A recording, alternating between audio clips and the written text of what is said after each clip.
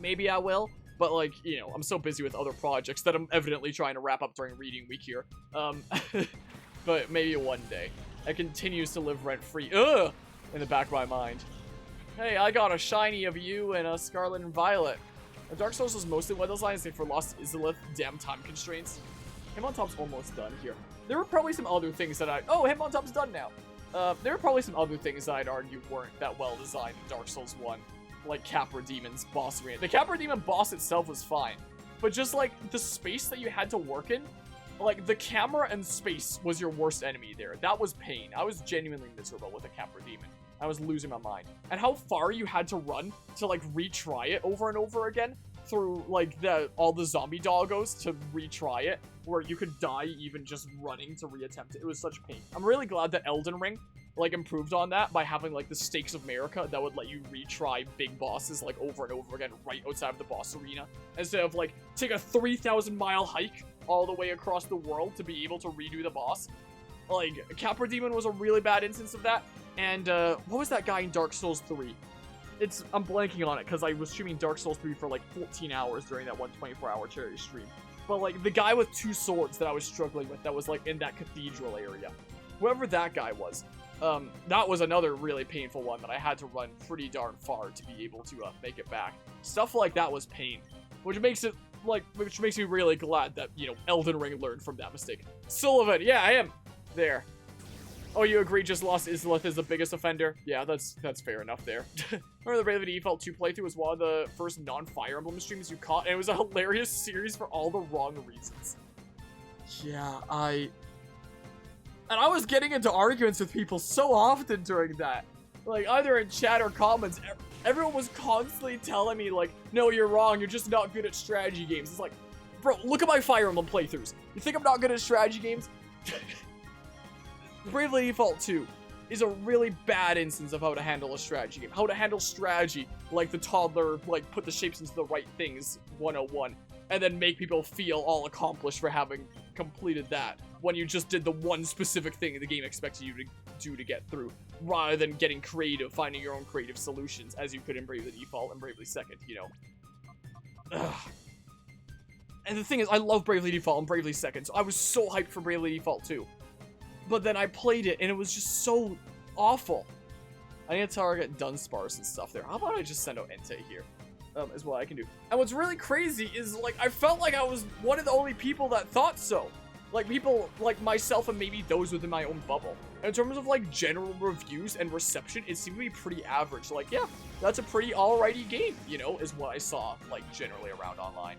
I did not see a lot of people, you know, criticizing it or anything like that. It might also not have been, like, a super big release, but I was really surprised. It was like it's like whenever I play a modern Pokemon game on this channel, where I look at people, I'm just like, are we playing the same video game here? And I was just so stunned. See you in hell, Dunsparce. I'm just gonna say that anytime, like, Synchronize screws somebody over, you know. Sure, we can just do this then, is the case. Like, whenever I think about Bravely Default 2, it just ticks me off. You know, if I look at things like the modern Pokemon games, it's like, man, I'm a big Pokemon fan, evidently. I really don't like the way they're going. But at least I go in with, like, the expectation of it not being all that great. Bravely Default 2, I went in hyped for, and I just got served such a mess, you know. Was the case. Elden Ring was such a good experience. I liked Elden Ring. Elden Ring was fun. That was a good time. That game has issues too. You know, that game wasn't free from issues either. There's definitely issues that I take with Elden Ring as well. But I liked it generally. You know. Man. Elden Ring was a game I expected to be good, and actually was good. Like something like stupid Bravely Default 2, you know? That's the case. Oh man, I really should get around to making that video essay one of these days after all. Just so I can stop saying one of these days I'm gonna get around to doing it. But yeah, see the message you said above about the Omen Killer fight? Even remained the Capra Demon fight in Elden Ring was a far better fight because of an open arena praised Omen Killer. Oh yeah, that's a good point. It did very much feel like Capra Demon. The 2 swords there, the big slam downs, the yada yada. But yeah, the light harmony, you are cool. Blasphemous. Blasphemy to be had. Depends on who you ask. No, come on! So much pain. I'm just gonna be dipping to the Pokemon Center like every single time between things here. Man, but I do appreciate the kind words there. Anyway, yeah, Bravely Default 2. Oh, man. But yeah, if you generally look at critical reviews, I mean, I haven't looked at reviews of it in a long time. If I look up, out of curiosity, Bravely Default 2 Metacritic, like, Bravely Default 2 for Switch reviews. 76% Metascore, 7.9 user score. So yeah, generally reviews of like, yeah, it's pretty alright. It's a pretty alright, good, decent game. Generally, is the way that most people seem to regard it from what I saw online. But I'm just stunned. Oh, Piloswine, really? Interesting. Like, I was just genuinely like, are we playing the same video game here? It felt like evidently not with how much people seem to be like, what the heck, you're not playing the game right, what are you doing? You're awful at strategy games. Like, clearly there was something I was missing there, but like, I don't know. It really ruffles my feathers, it really grinds my gears whenever that gosh dang video game comes up, you know? Like, what a mess. Oh, bye, Piloswine. See you later, I guess. Probably switch out Nomad after this then. That's what I'll probably do. To annoyance, Nintendo Life has a score for Bravely Default 2 of 8.1. Ugh, grody. If I had to rate Bravely Default 2 out of 10, I'd probably give it like a 4. Something like that. Maybe 4.5 if I'm to be generous. Like, when we consider the music. When we consider that the music is one of the greatest soundtracks I've ever heard. Like, there's lots of things I can criticize about Bravely Default 2. But when it comes to the music, you know, I gotta be honest. That just straight up is, like, one of the greatest soundtracks I've ever heard. Like, Reno is a legend, I think is his name there. Am I losing my mind?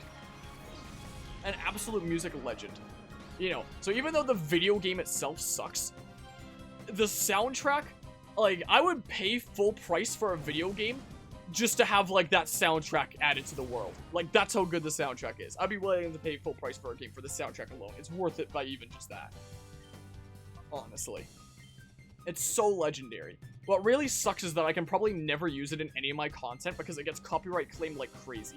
Like, if I look at YouTube Studio, for example, here. Oh, come on. Super effective, cool. Like, let's see here. By the way, up until June 16th, Persona 5 currently goes up to as part 234. If I look up Bravely Default 2, like that, mixed emotions is what it was called there. Ineligible, on, ineligible, on, ineligible, ineligible, on, ineligible, on, ineligible, on, ineligible. Like, it's... I genuinely don't understand what's going on with the copyright of Bravely Default 2. It's like Nintendo issuing ceases and desists, where it's like a guy just putting on a blindfold and playing darts for what they're gonna target. So, it's such a legendary soundtrack, but it sucks that I don't think I can ever use it in any of my content because there's a good chance that I might just, you know, get demonetized from that. So, you know, not exactly super great there. But, you know, is it worth playing it on stream here? It's not like I get a whole lot of revenue from my, I don't get a whole lot of revenue from my, playthrough stuff anyway. I was gonna say just look it up. Screw it. This one specific episode of Pokémon Colosseum gets demonetized, I don't care. Let's listen to Bravely Default 2 music. It's amazing. Hold on. Let's see here. Bravely Default 2 boss battle music. There's a few different versions of it. All boss battle, OST, all boss battles / boss themes. Cool. Let's do this. Nah, not the normal battle. Give me like one of the boss ones. But still really good music. Still really good music there. Asterisk battles, that's what I want to see there. Battle with those who have been bestowed with stars. These themes are absolutely amazing. There's a few different versions of this, though. It depends on, like, the type of foe that you're facing. So I think this is the theme that plays for more magical-based foes, if I recall. But yeah, let's see here. Now having played Elden Ring, would you consider to be truly among the greatest video games or merely a great game? In my personal opinion, I'd say merely a great game. Myself. As someone that, you know, has played through the whole Dark Souls trilogy like the year before Elden Ring released. playing those for the first time there and then playing Elden Ring. I think it's a pretty great game, but I wouldn't put it up on like a pedestal of like, oh my goodness, this is, I'm so hard just thinking about it. You know, I wouldn't quite be like that there. You didn't have a shadow Pokemon that I forgot to capture, did you?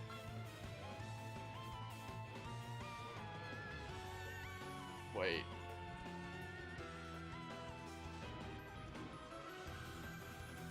I played on autopilot. Oops. I'm saving all the time. It's fine. I got too wrapped up in discussing Bravely Default that I, oops. Oops. Whatever. But having listened to Revo. I was saying Reno by accident there. Attack on Titan openings and endings. The Bravely Default 2 OST is incredibly similar sound-wise, and you love it.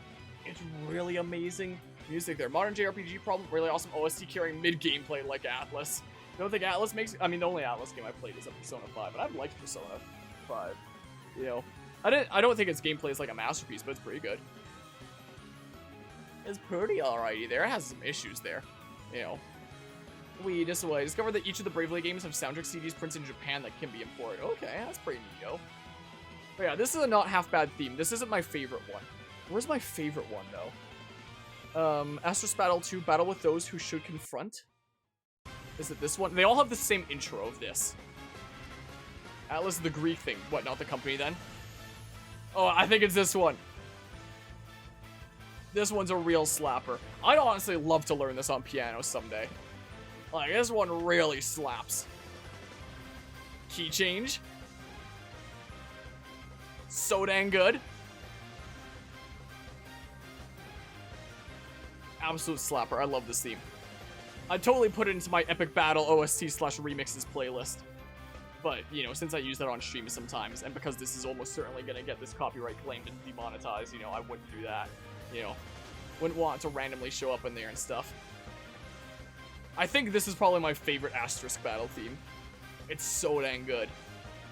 Now I'm really jamming out to the battles here, now that we're listening to this.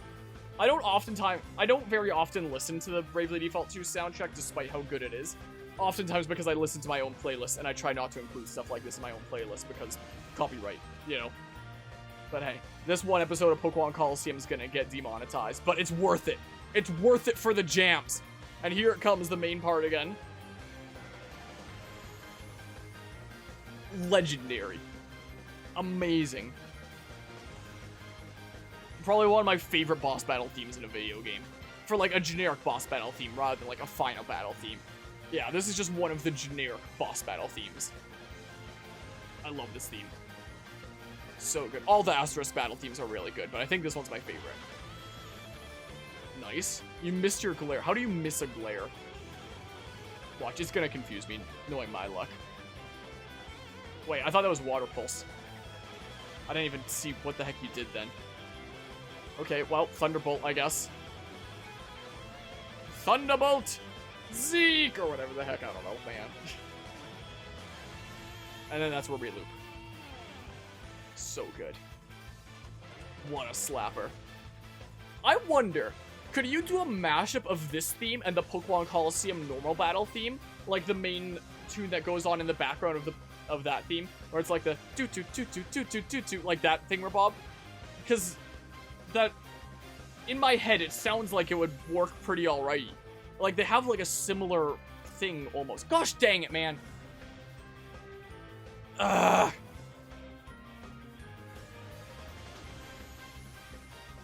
Like, it sounds almost like they might actually work together. I might have to slap it into my video editing software out of curiosity and see if that's possible, because that sounds like it'd be amazing.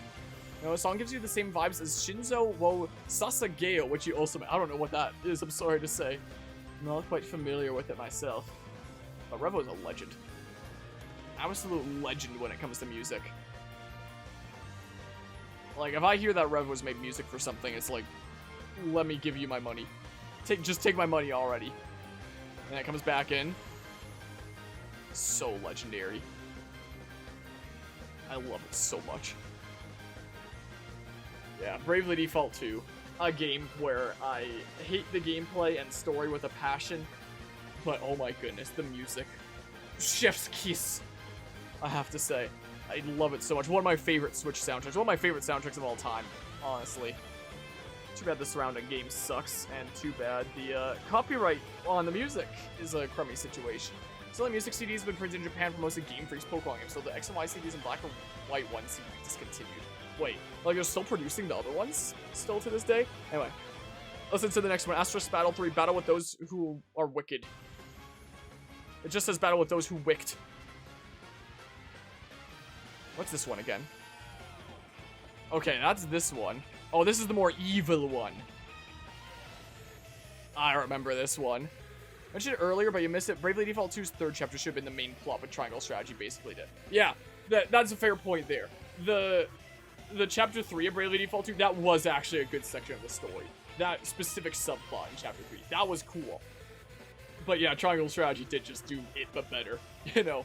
Because, you know, they couldn't really have much of a chance to explore as well, since it was just one chapter out of, like, a overarching narrative. It was just a small part. But yeah, chapter 3 was actually pretty darn cool. I can't forget about that. So there is a part of the story that was pretty neat. Is the case.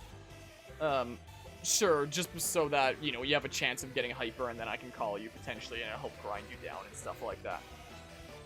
But yeah, in terms of that type of story, which I don't even know what I call it apart from that type of story. I apologize for like anyone that doesn't understand what I'm referring to here that isn't familiar with Triangle Strategy or Bravely Default 2. But anyway, that type of story that's done in Bravely Default 2 Chapter 3 and a Triangle Strategy just did better. And it's also a really tricky type of story to get right. I feel like Triangle Strategy did a pretty good job with it though. I quite liked what Triangle Strategy did. I don't know if I can paralyze, you know, a ground type here. Yes, you can order at reasonable prices CDs for Black 2, White 2, and Omega games, for example. Roughly $30 Canadian per soundtrack before shipping. Huh, that's interesting. Yeah, it really is. Like, there were some there were some smaller issues I had with the storytelling of, you know, of Triangle Strategy. Some of the smaller things, like, you know, Sarah Noah's character. He felt pretty bland and basic, and he didn't have all that much emotion. You know, little details like that. But the overarching plot line, it was just political. And just, like, it was one of the most realistic games I think I've ever played in terms of, like, character motivations. You know, like, so many games will have, like, these grandiose motivations that, you know, for villains that, you know, you typically wouldn't see all that much of in the real world. You know, that just exists within these worlds of fiction. But there, everyone's character motivations were for very realistic reasons. Like, I especially loved what they did with the mines in the... Okay, like, spoilers for Triangle Strategy, anyone not familiar with it here. I don't know, man. I probably can't even, it probably wouldn't even let me do this here, would it? Oh, wow, it would, actually. Wow, really? It really lets me do it. But, essentially, at the beginning of the game, you find out that there's something in these mines that, you know, the various factions of the world want access to. The initial big bads of, not Hyzant, gosh dang it, S-Frost. The main initial big bads of S-Frost want it, but you don't know why. And in a lot of other video games, the thing that would be discovered in the mines would be like some big, fantastic, fictional thing that bestows like some great power onto those that have it. You know, like something crazy like that, like a fictional plot would call. The thing that was in the mines that you only find out towards the end of the game is salt. Like, for most players of a video game, it would be like, salt, that's kind of underwhelming. That, you know, that's not anything all that crazy, really. That's what they wanted. But then, you know, you have to consider that we live in a world where, you know, salt is readily accessible. Like, we take it for granted how precious of a resource it is. And if you control the salt in, like, that world there where salt is limited, in that world with, like, the three nations where Hyzant has seemingly controlled all the salt, and preached to the rest of the world that their salt mines are the only place that the salt is in the world because, you know, the salt is a gift from their god, and salt is discovered elsewhere, which means that you can, you know, have the economic power that comes with that. That's big. That's huge. That game is all about economics and politics, and it's really cool. I really quite liked it. I could try paralyzing here for funsies, I guess. Like, you know, it's a fictional game world. It has all kinds of unrealistic things like magic and stuff like that. But in terms of character motivations and like the structure of the world, it's probably one of the most realistic video games I've ever... Gosh darn it!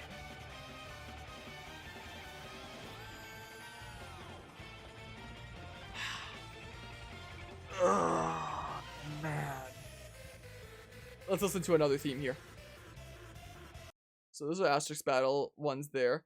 Asterisk Battle 4-1. 4-1, 4-2, 4-3. I think this is during that one section of the story where you go against the, what are their face dudos? Yeah, that one trinity of guys. With the last guy being the guy that you shove the stick up his ass to stop him. I forget what the trio of this...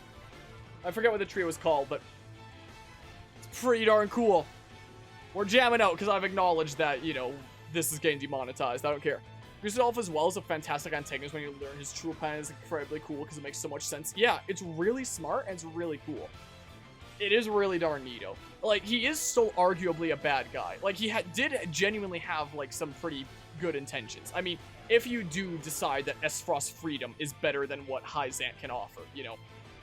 Which, personally, like, it's probably better than what Hyzant can offer. Is it better than what Glenbrook can offer? Maybe debatable. You know, Esfrost has its own problems and stuff like that, but he did genuinely believe that, you know, the world being under Hyzant's thumb was not a good thing. And he's also, you know, he is also a villain because he's the kind of person that is willing to, you know, pursue his goals no matter what the cost. He's willing to kill anyone that stands in his way if it serves his goal. Even his own family. You know, even his nephew there that he killed off for the sake of, you know, being able to blame it on Glenbrook and then being able to kill the Glenbrook king and be able to, you know, take over Glenbrook, and then with the power of, like, his own nation, his own army, and having Glenbrook and access to the mines that discovered the salt, he could start amassing a force and technology that, you know, the economic power of the salt would offer to take down Hyzant and, you know, take away their iron grip that they have on the world, you know, which is really cool. Yeah. So, you know, he's still a villain because he's willing to kill anyone along his way to be able to do that, like killing his nephew, and then blaming it on Glenbrook and killing the Glenbrook king because of that. So, you know, pretty brutal means. You know, has a hard time seeing people as, like, you know, individuals and valuing individual lives. But he does value the greater picture, though, still.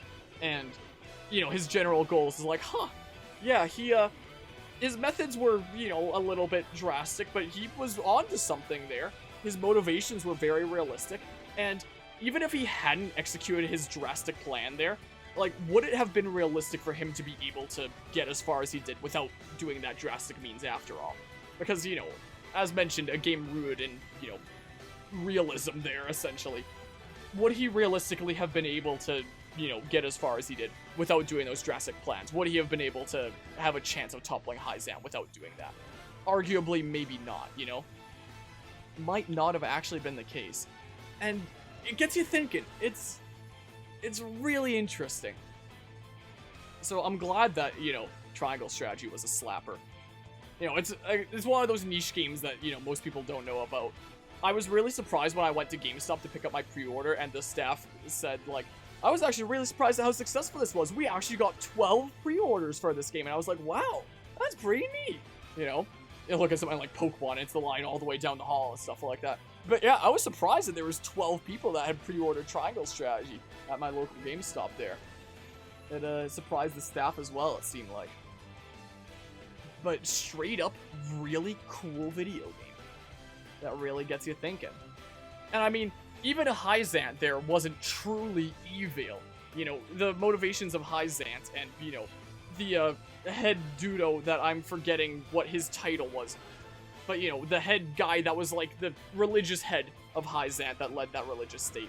He didn't even believe in the goddess himself. But he just believed that, you know, people needed something to believe in to be able to lead and follow. Because otherwise they, you know, when they're subject to their own whims, that's just a path for disaster, is the way that he saw it. So he genuinely believed that, you know, keeping people under his thumb like that, telling them how to live their lives and having freedom in that sense of, like, you know, they prosper, but they're very limited in what they can do. And they have to use, like, a scapegoat of the Roselle to be able to, like, bolster their faith and believe even stronger in it. He believed that that was genuinely, like, best off for the greater good. So, like, both Gustadolf and, what was his name again? Edor? I don't remember there. both had, like, realistic motivations and similar motivations to one another, in that Gustave wanted to see everybody, like, free in the truest sense, but was willing to, you know, kill anyone that got along, that, like, stood in the way, or kill anyone that the death of would benefit moving towards that path, seeing it as, like, you know, for the sake of the greater good, we gotta do that, you know? It's kind of the way that he saw it. Whereas Idor, I think that was his name. It's been a little while. It's been over a year since playing it now, I think. Might be a little bit under a year. He believed that, you know, the suffering of the few here, aka the Roselle, was worth it for the prosperity of the many by having this scapegoat here that, you know, bolsters everyone else's faith. You know, and it's something that we have seen historically, people using scapegoats to bolster their people's faith and their nationalism and stuff like that, unfortunately. So it is like a real thing that happens in the world. And it was really interesting to see how it was used there. But yeah, they both believed in the greater good at the sacrifice of some few, in different ways. It was intriguing, you know? But yeah, I only hope Octopath 2 can even manage to get a grasp of the good storytelling Triangle strategy had. Yeah, that's a little bit of a concern when it comes to Octopath, because the original Octopath Traveler and the way that Octopath Traveler 2 will go is 8 disconnected stories that are, like, very separate from one another. You know, in the first Octopath Traveler game, the characters never even canonically met one another. You had your parties of all of them, but canonically, they never even met one another. They never interacted with one another. It didn't happen there. So they were very disconnected stories. Some of the stories in Octopath 1 were okay. A couple of them were kind of meh. There was a couple slappers in there. A couple of the stories were pretty good. I especially like Cyrus's and Ophelia's. And it did work up to something. Like, there was a true final boss that, wow, you could take on at the end of Galdera that, you know, did bring the whole story together, like, lore-wise. And it's like, oh, that's cool how all these pieces are connecting. But I would say the story of Triangle Strategy is better, like, overall there. Of telling an overall narrative. Because Octopath doesn't have that much of a focus on the overall narrative, apart from just, like, lore connecting the stories together. It sounds like Octopath 2 is going to have a bit more of a focus on it, actually having the characters meet one another and interact with one another and stuff. I'll just do this for now, how about? Actually, gosh dang it. There were definitely some pretty cool stories in Octopath Traveler 1. So, I am hoping that that ends up being the case in Octopath 2. Hopefully, you know, more of the stories are going to be able to be, like, bigger hits and stuff like that. But I don't know how much it's going to be able to focus on, like, an overall narrative. Maybe they'll be able to do it better than the original Octopath, but I don't know if they'd be able to do it quite as well as kind of like Triangle Strategy was able to. Especially considering, you know, Triangle Strategy was... No! Come on! Especially considering Triangle Strategy was also, like, cutscene movie the game. Like, I swear, over half of that game was cutscenes alone. It was a visual novel half the time, basically. Like, and I'm sure that that could turn a lot of people off from the game, being like, man, this is boring, not really playing in the game. And a lot of games would shy away from doing that because, you know, might bore the player and stuff like that. Not, you know, take the time to explore these little intricate, smaller details that the player wouldn't really care about. But the story of Triangle Strategy is its intricate details, is the little things and putting all those pieces together to form, like, the bigger picture and figure out everyone's motivations. It was really cool. Why is the game not showing up on OBS yet? I'm already loaded into the game. I'm starting to run down the stairs. There we go. Jeez. Okay, no, take care there, Stone Sloth. Hope you have a good rest of the day there. Yeah, it was really fascinating. Because, again, most games wouldn't want to do that. They wouldn't want to bore the player with, like, all the little details. They just give, like, the big details, and the player can reason out the rest. Nope. You get all the little details in Triangle Strategy, and you use those to piece the overall picture together. And that's what the game is. That's what the story is. It was fascinating. So while I do have some grievances with that story, like, Serenoa was pretty bland. That's probably, like, my biggest grievance with that. Overall, it was really cool, and one of the most thought-provoking games I've played. And one of the most realistic games I've played in terms of, like, the character motivations, and how rooted in reality it was, with motivations being things like salt, you know, and the economic potential that it brings. Whereas so many other fantasy games would probably just be like, yeah, it's some massive power ultra magic thing down in the mines, instead of something that's so simple as salt, you know? The way they handled the Roselle really reminded me of the relationship between Eldia and the Marley from Attack on Titan. Yeah, it was another similar situation where it's like they're blamed for, you know, something that they themselves, this generation, had no hand in, and are going to be held accountable for that. Though in the case of the Roselle, you know, they never even did anything bad in the first place. But, you know, that's the lie that they were told. Like, their ancestors did something bad, and that's why they have to suffer now, you know? Was a thing. Very similar situation there. Just gonna bring on that texture. Let's do it. Yeah, Bravely Default 2 is a game that I can ramble on and on about how much its gameplay sucks. And Triangle Strategy is a game that I can ramble on and on about how realistic and fascinating its story is. You know?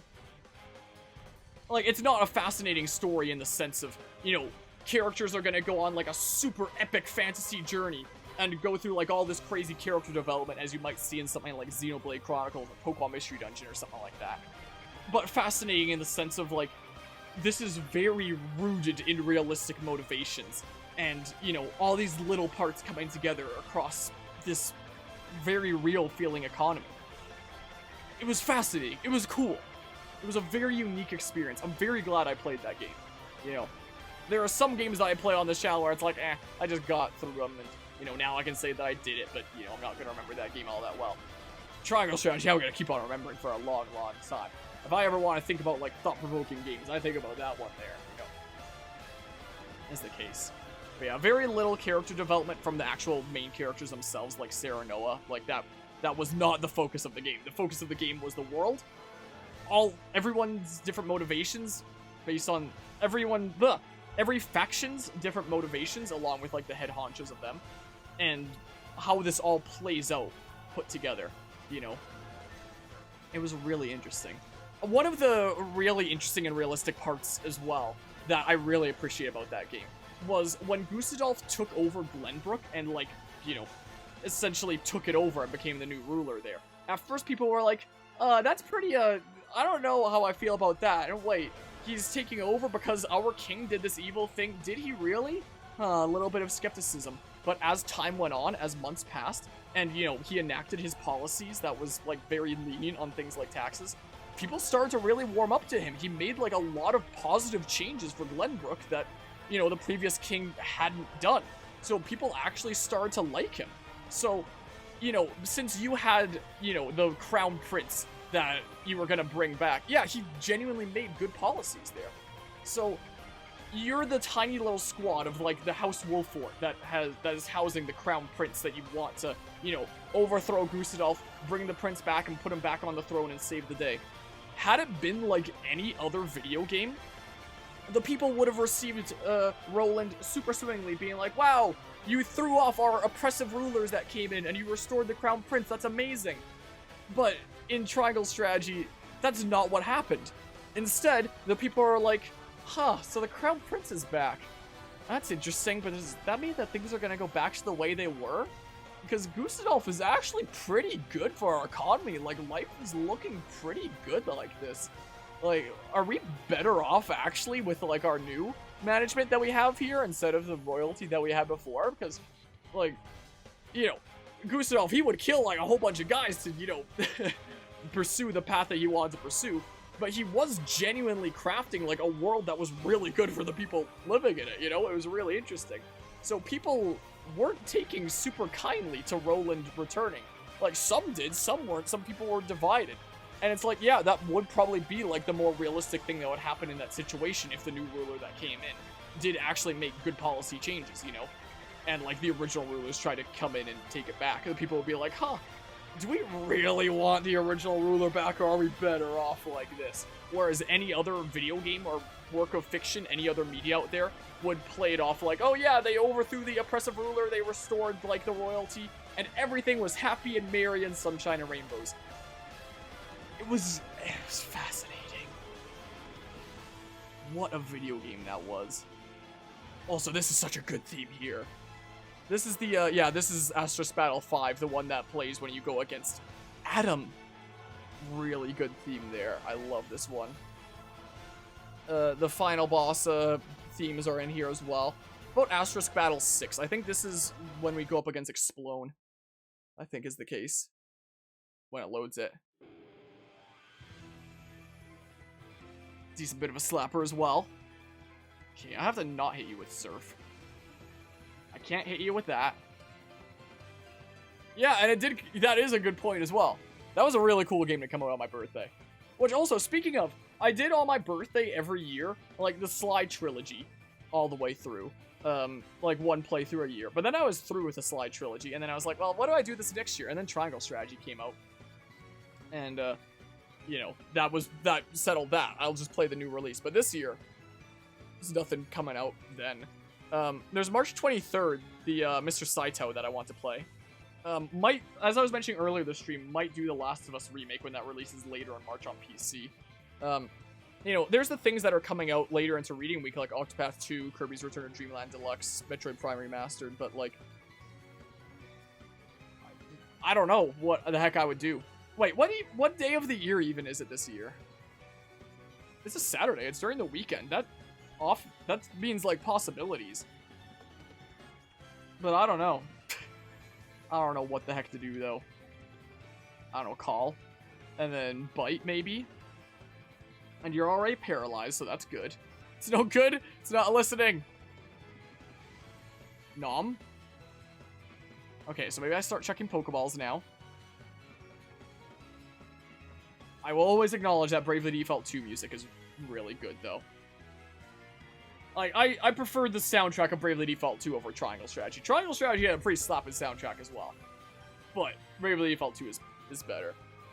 Like, some of the final battle themes of Triangle Strategy, really dang good. Let's look up this. Final battle OST. I don't remember what exactly it'd be called. And there's a few different ones there that play depending on the context. Combat Decisive Battle. Final battle. Because this is one of those games that has, like, a main theme that plays on the title screen, kind of similar to Octopath. And this battle theme for, like, the final battle is a remix of the title screen theme. Just a really epic version of it. I love it. So dang good. Live Alive was cool. Shame Square Enix got triggered. Yeah, Live Alive was another cool one. That also had, like, very disconnected story. It's kind of like Octopath Traveler, which makes sense considering it's what inspired Octopath Traveler. It had a very interesting type. I really liked the arguments that it made at the end. I really liked the arguments of the Far Future story. I initially hated the Far Future story because, you know, it was super boring at the beginning. But then it turned out to be like Triangle Strategy, where it made some very interesting arguments and depictions, and I really liked it to the point that I made a video essay on it. And the final story was really fascinating as well. But if you upload footage of the final boss or the final story, chances are it's going to get taken down, and there's a chance you might get copyright stricken. Not copyright claimed, but copyright stricken. Like, 3 strikes and your channel's deactivated. It was scary. It was the first time I ever had to say, yeah, I'm not continuing this playthrough over on YouTube. This is going to be exclusive over on Twitch. And I made an announcement video, posted on YouTube, and I was like, yeah, here's the rest of the streams that you can find in the description below, which we streamed under, like, what, games and demos or something like that? So that the Square Enix ninjas wouldn't be able to know that I'm streaming Live Alive and showcasing that content I don't like people showcasing. Man, it was weird. But yeah, Octopath 1 and Live Alive, both pretty cool games. And now the third game in this style of 8 different stories of Octopath Traveler 2. What's it gonna turn out like? I'm kind of hyped for it. Like, this whole HT2D game series of the Octopath Traveler titles, Live Alive and Triangle Strategy, it's been a very interesting and thought-provoking journey. You know, I'm quite enjoying it. And I think the only reason that I'm into them is because I was into is because my cousin once told me while we were chilling in a German restaurant about this game called Bravely Default, which had been released in Japan and was apparently finally coming over to the West and was apparently pretty cool, and I should try it. So I tried it, I got into Bravely Default, and then hence got into Octopath Traveler later, since I think Octopath Traveler 1 was another Team Asano thing, same as Bravely Default. And it took some ideas, it took some similar ideas from Bravely Default, like the boost system being like a different version of the Bravely Default system, which I thought was interesting. So yeah, just because my cousin once told me while we were chilling in this German restaurant about this game Bravely Default that had been released in Japan but hadn't been released in the West yet, am I now into both the Bravely Default series and this HD2D series, which has turned out to be really cool. Even if modern Bravely Default isn't that great anymore, the HD2D series, though, that's still continuing to slap, you know?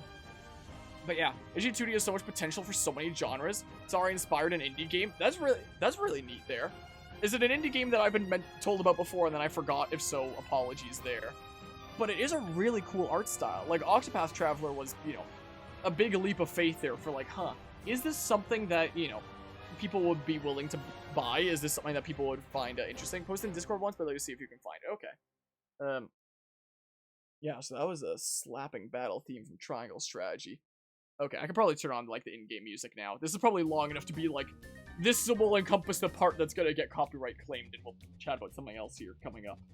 Unless there's one more battle. There's probably one more battle. We'll finish our discussion and then, like, cut it up into a part, like, over there. Or something or other after that battle's done. Ugh, the goop. The green water there.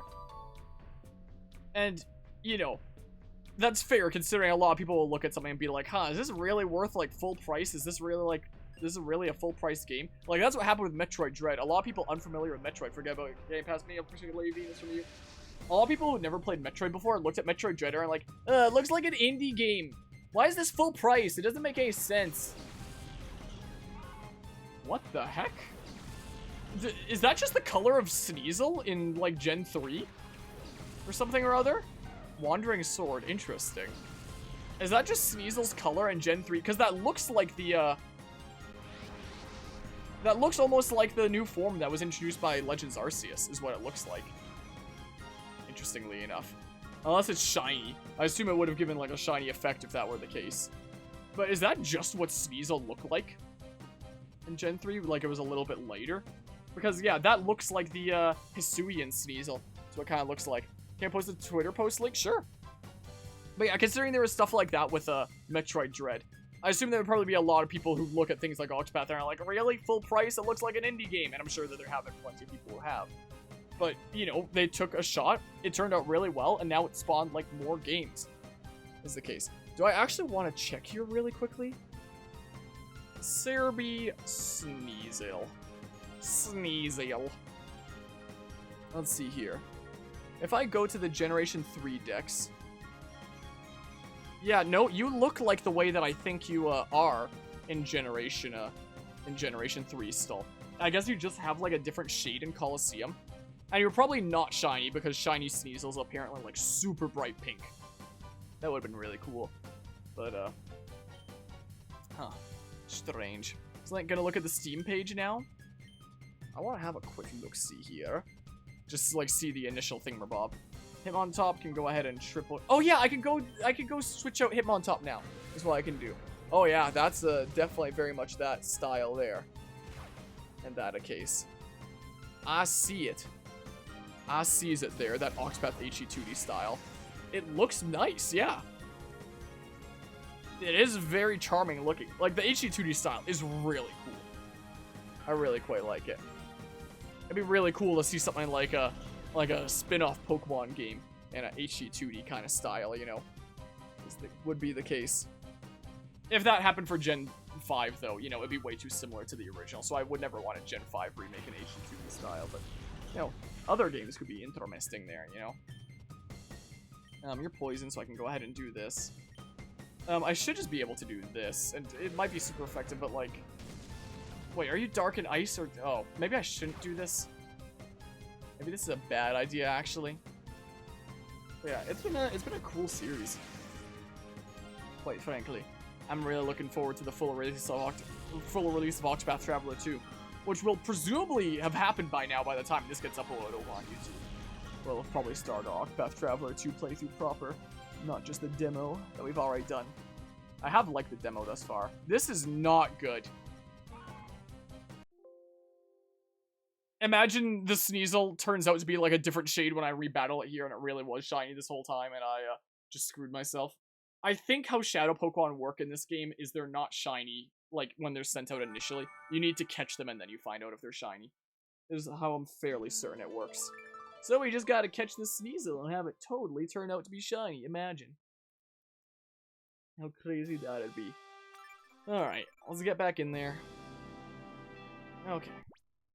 Yeah, continue. Yes.